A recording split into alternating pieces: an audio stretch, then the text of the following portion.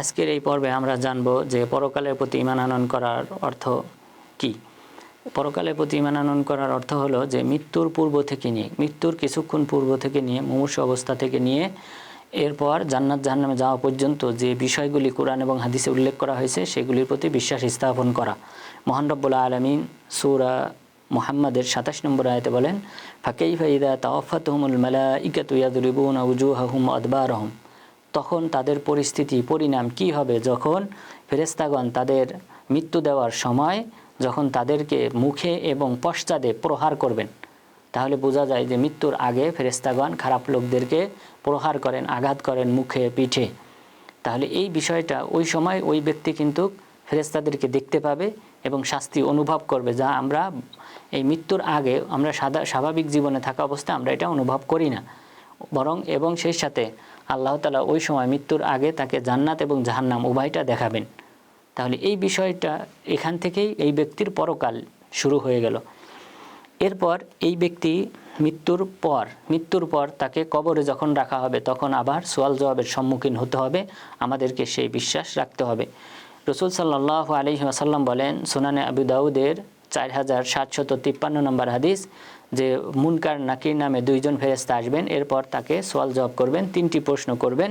মার রব্বুক ওয়া মা দীনুক ওয়া মান নাবিয়ুক, তোমার রবকে, তোমার ধর্ম কী ছিল এবং তোমার নবীকে। এই তিনটি প্রশ্নের সঠিক উত্তর দিতে পারলে আল্লাহ তাআলা তাকে জান্নাতের সাথে সংযোগ করে দিবেন। আর যদি সঠিক উত্তর দিতে ব্যর্থ হয় তাহলে তাকে জাহান্নামের সাথে সংযোগ করে দেবেন।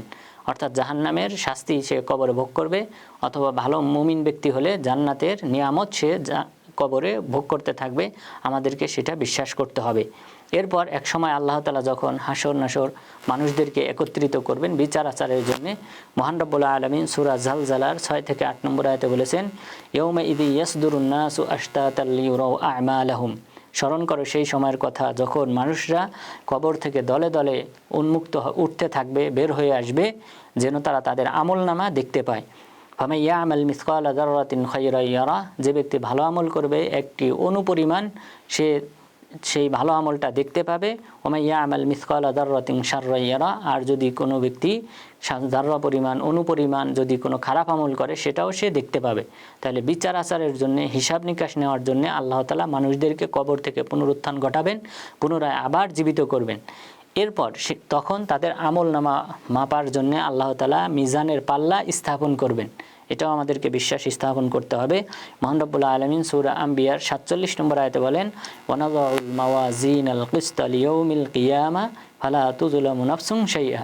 আমি কিয়ামত দিবসে আমি মিজানের পাল্লা স্থাপন করব মানুষের আমলনামা ওজন করার জন্য, সুতরাং কোনো ব্যক্তির প্রতি ন্যূনতম অন্যায় জুলুম করা হবে না।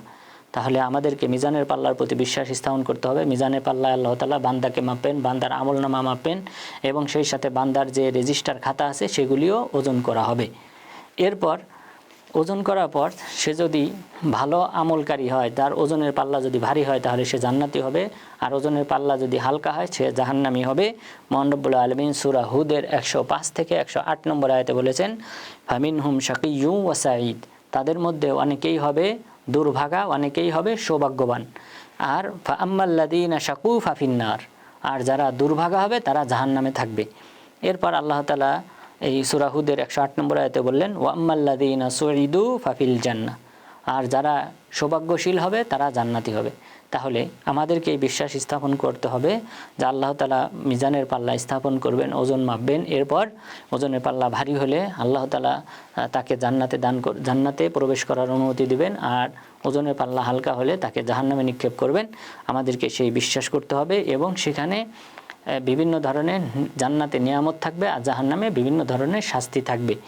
এরপর এই পরকালের প্রতি ঈমান আনয়ন করলে আমাদের কি হয়? আমরা যদি পরকালের প্রতি বিশ্বাস স্থাপন করি তাহলে আমাদের ঈমান বৃদ্ধি পাবে, অর্থাৎ আনুগত্য বৃদ্ধি পাবে, আল্লাহ তাআলার প্রতি ভালোবাসা শ্রদ্ধাবোধ বৃদ্ধি পাবে, এবং এই জান্নাতে যে নিয়ামত আছে সেটা অর্জন করার জন্যে আমরা বেশি বেশি আমলমুখী হব, বেশি বেশি আমল করব। সুতরাং আমাদের আনুগত্যটা বৃদ্ধি পাবে যদি আমরা পরকালের প্রতি বিশ্বাস স্থাপন করি, এবং সেই সাথে আমাদের আল্লাহ তাআলার ভীতিও বেড়ে যাবে। অর্থাৎ জাহান্নামের শাস্তি, কবরের শাস্তি ইত্যাদি থেকে আমরা বাঁচার জন্যে এই পরকালের পরকালের প্রতি আমরা বিশ্বাস স্থাপন করব। তাহলে আমাদের পরকালে যে শাস্তি রয়েছে সেই শাস্তির ভয়ে আমরা আল্লাহ তাআলার উপাসনা করব, অন্যায় অশ্লীল ফাহিশি কাজ পরিহার করব। সুতরাং আল্লাহ তাআলা যেন আমাদেরকে এই পরকালের বিশ্বাসের মাধ্যমে আল্লাহ তাআলা যেন আমাদেরকে পরকালে সফলতা অর্জন করার তৌফিক দান করেন। আমিন।